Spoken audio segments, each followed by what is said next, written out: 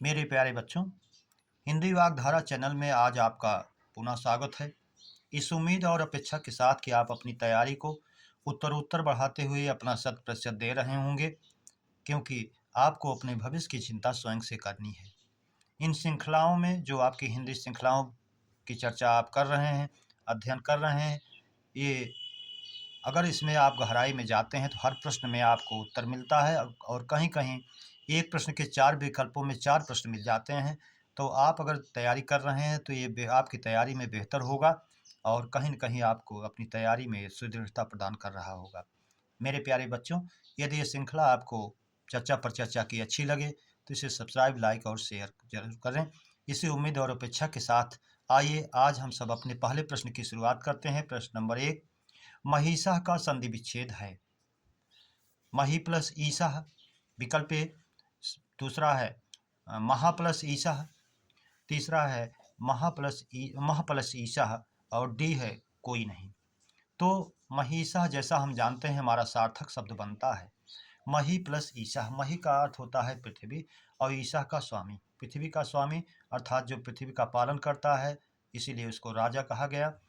और राजा का पर्यायवाची आप दूसरी तरह से भी बना सकते हैं, उसमें पालन करने वाला, जैसे महीप है, नृप है, भूप है।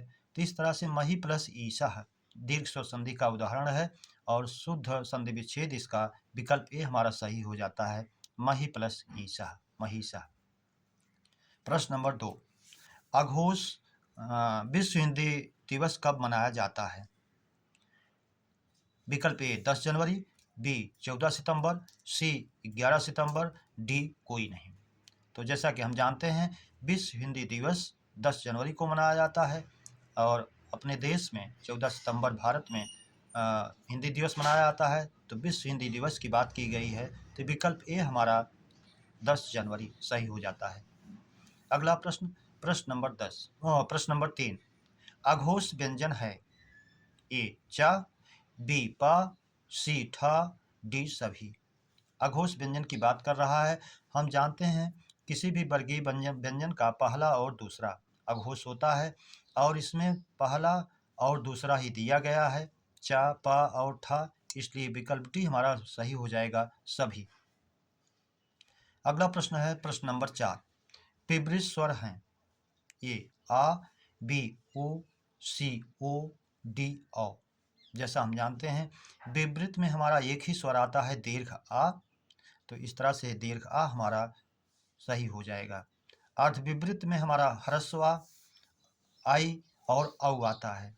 समृत में हमारा ई उ आता है और अर्ध समृत में हमारा ए और ओ आता है। इसको भी जानते रहें, परीक्षाओं में बदल बदल के पूछता रहता है। प्रश्न नंबर 5, कुल अपभ्रंशों की संख्या है। विकल्प ए 6, बी 7, सी 8, डी 9। अपभ्रंशों की संख्या पूछ रहा है तो हम जानते हैं हमारे भ्रंशों की संख्या 7 होती है। सौरसेनी, खस, ब्राचड़, पैसाची, महाराष्ट्री, मागधी, अर्धमागधी। इस तरह से हमारे भ्रंशों की संख्या 7 होती है और तो हमारा विकल्प बी सही हो जाएगा, 7। प्रश्न नंबर 6, बिहारी हिंदी किस अपभ्रंश में आती है? ए सौरसेनी, बी मागधी, सी अर्धमागधी, डी खस। तो हम जानते हैं बिहारी हिंदी हमारी मागधी में आती है, उड़िया, असमिया, बंगला इसमें आती हैं और बिहारी आती है इसमें। तो इस तरह से हमारा विकल्प भी सही हो जाएगा, मागधी। प्रश्न नंबर 7, सुरेश पत्र लिखता है। रचना की दृष्टि से वाक्य भेद है।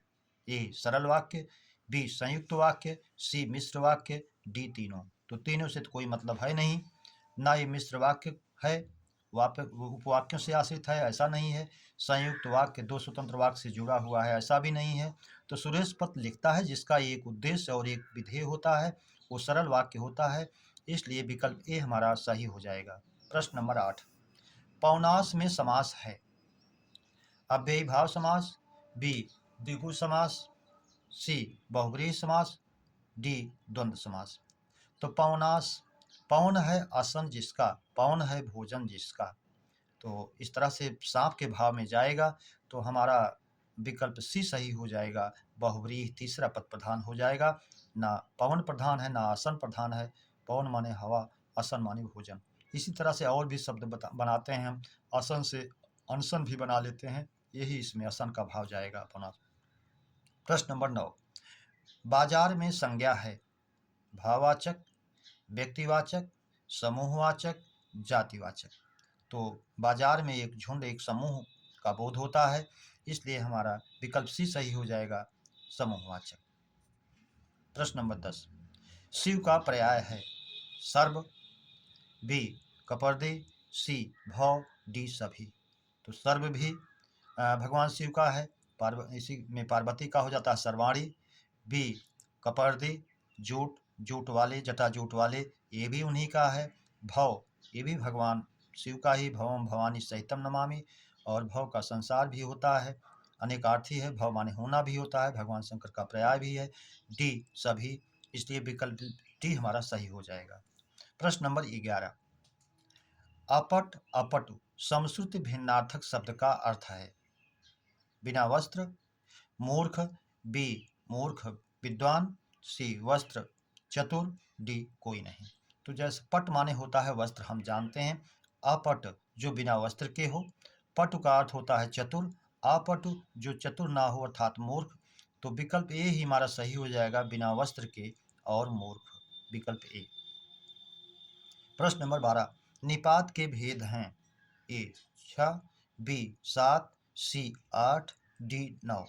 जैसा हम जानते हैं निपात के 9 भेद होते हैं, स्वीकार बोधक, नकारार्थक, निषेधात्मक, प्रश्नवाचक, विस्मयवाचक, सीमा बोधक या बलदायक निपात, तुलना बोधक, अवधारणा बोधक, आदर बोधक। ये हमारे 9 निपात होते हैं, इसलिए हमारे निपातों की संख्या डी हो जाएगी 9। प्रश्न नंबर 13, चूहा बिल्ली से डरता है में कारक है ए कर्म कारक, बी करण कारक, सी संप्रदान कारक, डी अपादान कारक। तो जैसा हम जानते हैं भय के योग में, डरने के योग में अपादान कारक होता है। तो यहाँ चूहा बिल्ली से डर रहा है, तो इसलिए जो है अपादान कारक हो जाएगा, विकल्प डी सही हो जाएगा। प्रश्न नंबर 14, वह दिल्ली गया होगा में काल है संदिग्ध वर्तमान काल, संदिग्ध भूतकाल, सी सामान्य भविष्य, डी भविष्य संभाव्य वर्तमान। दिल्ली गया होगा, अब यहाँ भूतकाल में संदिग्ध की बात हो रही है, और पहचान में भी बताया जाता है बार बार कि या होगा, ई होगी, ए होंगे, चुका होगा, चुकी होगी, चुके होंगे। अगर ऐसा आता है तो वहाँ आप समझें कि संदिग्ध भूत होगा, तो संदिग्ध भूत हमारा विकल्प बी सही हो जाएगा। प्रश्न नंबर 15, पक्षियां आकाश में उड़ रही हैं में क्रिया है सकर्मक क्रिया, अकर्मक क्रिया, द्विकर्मक क्रिया, डी कोई नहीं। तो पक्षियां आकाश में उड़ रही हैं, इसमें कोई कर्म नहीं है, इनका आधार केवल अधिकरण आकाश है, इसलिए अकर्मक क्रिया में जाएगा हमारा, विकल्प बी सही हो जाएगा। प्रश्न नंबर 16, जब विचारों का तार टूट जाए या वाक्य की गति समाप्त हो जाए तो कौन सा विराम चिन्ह होगा ए अर्ध विराम, बी पूर्ण विराम, सी अल्प विराम, डी कोई नहीं। तो जब विचारों का तार टूट जाए या वाक्य की गति समाप्त हो जाए तो हमारा पूर्ण विराम चिन्ह होता है, इसलिए विकल्प भी हमारा सही हो जाएगा। प्रश्न नंबर 17, अशुद्ध वाक्य है पूज्यास्पद व्यक्ति का सम्मान करना चाहिए।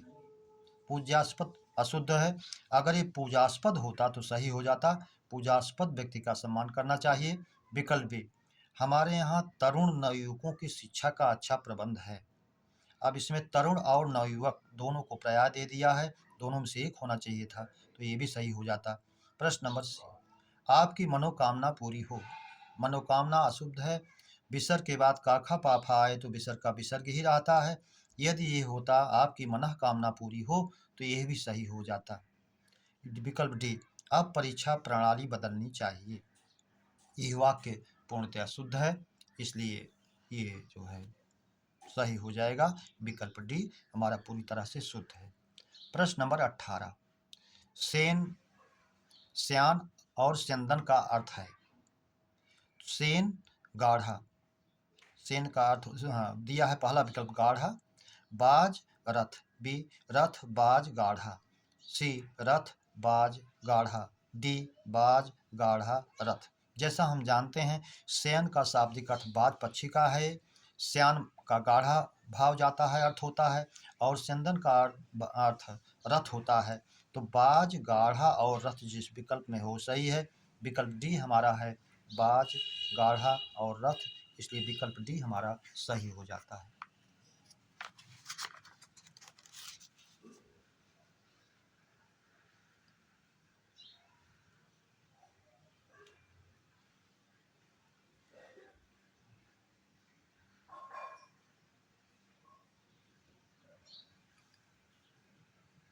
अगला प्रश्न है हमारा प्रश्न नंबर 19। शुद्ध बर्तनी वाला शब्द है। ए बारात, बी बाजार, सी बाजार, डी कालिदास। तो जैसा हम जानते हैं शुद्ध बर्तनी के शब्द में हमारा जो है बारात अशुद्ध है, बारात होता है, बी बाजार अशुद्ध है, बाजार होता है, सी बाजार है, इसलिए यह विकल्प सही है।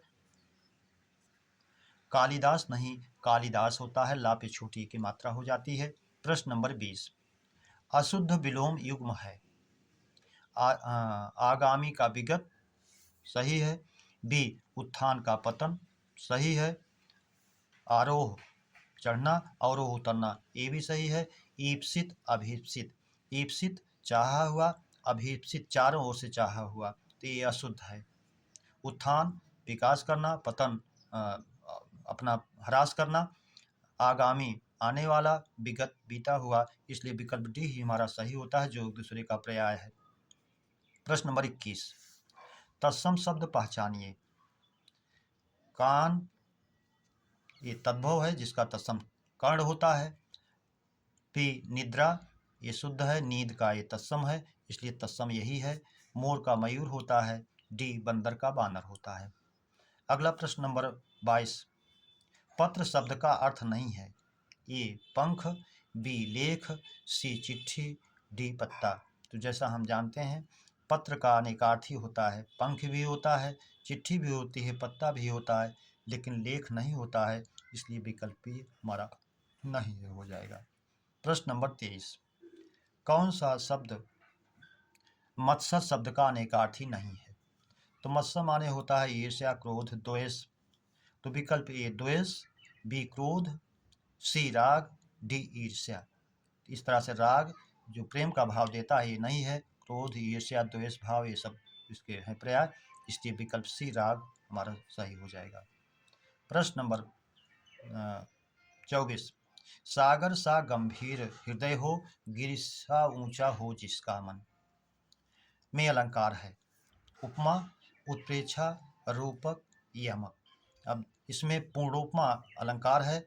उपमा के चारों तत्व इसमें अंग मौजूद हैं। सागर सा गंभीर हृदय हो, हृदय उपमेय है, सागर उपमान है, और सा उसका वाचक धर्म है, और साधारण धर्म है गंभीरता। इसी तरह इसमें भी है। तो दोनों भागों में पूर्णोपमा अलंकार है, इसलिए विकल्प ए उपमा अलंकार में ही जाएगा। न उत्प्रेक्षा है, न रूपक है, न यमक है। प्रश्न नंबर 25। अभि प्लस उदय की संधि है बराबर अभ्युदय होता है इसका। दीर्घ स्वर संधि, वृद्धि स्वर संधि, यण स्वर संधि, गुण स्वर संधि। तो ई का या हुआ है, ई को यड़च से आप जानते हैं कि यण स्वर संधि होती है, इसलिए विकल्प सी हमारा सही हो जाएगा, यण स्वर संधि। अगला प्रश्न है हमारा इनमें कौन सा शब्द अंधकार का पर्याय है। ए धनंजय, धनंजय अर्जुन का भी होता है, और धनंजय आग का भी होता है। अर्जुन का इसलिए उत्तरी कुल को जीत करके कौरवों को पांडवों को धन दिया करते थे, और धनंजय इसलिए सभी चीज पर अपना विजय प्राप्त कर लेती है, ध्वस्त कर देती है, इसलिए आग का भी पर्यायवाची होता है। बी कानन जो जंगल का पर्यायवाची है, वन का पर्यायवाची है। सी अभ्र आकाश या बादल का सूचक है। डी ध्वांत जो अंधकार का पर्याय है, इसलिए विकल्प डी हमारा सही हो जाएगा। प्रश्न नंबर 27। प्रतिमान में समास है। अव्ययी भाव, तत्पुरुष, कर्मधारय, बहुब्रीहि। प्रतिमान माने होता है आदर्श, मॉडल, उदाहरण जैसे कहते हैं वैज्ञानिकों ने एक नया प्रतिमान स्थापित किया, तो मान में प्रति उपसर्ग लगा है, इसलिए अव्ययी भाव हो जाएगा। अव्ययी उपसर्ग या निपात जब पहले आवे तो अव्ययी भाव होता है, इसलिए विकल्प ए हमारा सही हो जाएगा, अव्ययी भाव। प्रश्न नंबर 28, जिसका एक उद्देश्य और एक विधेय होता है वो वाक्य होते हैं। ए सरल वाक्य, बी संयुक्त वाक्य, सी मिश्र वाक्य, डी सभी। तो जब एक उद्देश्य और एक विधेय की बात की जाए तो हमारा सरल वाक्य होता है, इसलिए विकल्प ए सही हो जाएगा। अगला प्रश्न, सरकार ने ऋणों की पूर्णतः माफी कर दी में क्रिया विशेषण है। ये रीतिवाचक, कार्य करने की तरीका ढंग शैली नहीं बताई गई इसलिए नहीं है। बी परिमाणवाचक, मात्रा परिमाण बताया गया है कि ऋणों की पूर्णतः माफी कर दी, तो पूर्णतः जो है परिमाण का सूचक है, इसलिए परिमाण में जाएगा, विकल्प बी हमारा सही हो जाएगा। कालवाचक समय की बात नहीं की गई है, स्थान की बात नहीं की गई, विकल्प बी ही हमारा सही होगा। अगला प्रश्न नंबर 30, दो शब्दों वाक्यांशों या वाक्यों को परस्पर मिलाने वाले अव्यय को कहते हैं संबंध बोधक, समुच्चय बोधक, क्रिया विशेषण, विस्मयार्थ बोधक। तो हम जानते हैं दो वाक्यों व पदों को जो अव्यय जोड़ता है उसे समुच्चय बोधक अव्यय कहते हैं, इसलिए विकल्प भी हमारा सही हो जाएगा, समुच्चय बोधक। प्रश्न नंबर 31, मैंने आम खा लिया है में काल है अपूर्णभूत, आसन्नभूत, पूर्णभूत, सभी। तो मैंने आम खा लिया है, आम खाने का काम पूरा कर लिया है और निकट भूत में किया है, इसलिए आसन्न भूत होगा। आप जानते हैं आसन्न भूत और पूर्ण वर्तमान दोनों प्रायः एक जैसे होते हैं, इसीलिए दोनों विकल्प एक साथ नहीं मिलते हैं आपको, तो चाहे वो पूर्ण वर्तमान में मिले चाहे आसन्न भूत में मिले, आप उसी में से एक को माने जो विकल्प में आपके है। प्रश्न नंबर 32, वह प्रबुद्ध विद्यार्थी है में विशेषण है गुणवाचक, संख्यावाचक, परिमाणवाचक, कोई नहीं। तो यहाँ विद्यार्थी के प्रबुद्ध होने का गुण दर्शाया गया है, इसलिए विकल्प ए हमारा सही हो जाएगा, गुणवाचक। मेरे प्यारे बच्चों, इस अभ्यास श्रृंखला में आज हम लोगों ने 32 क्वेश्चन पर चर्चा की। उम्मीद करता हूँ ये चर्चा पर चर्चा आपको जरूर बेहतर लगेगी और आपसे एक ही अपेक्षा, सब्सक्राइब, लाइक और शेयर अवश्य करें। इसी उम्मीद और अपेक्षा के साथ आपको शुभकामना देते हुए अगली श्रृंखला के मिलने तक सबको हृदय से धन्यवाद। जय हिंद।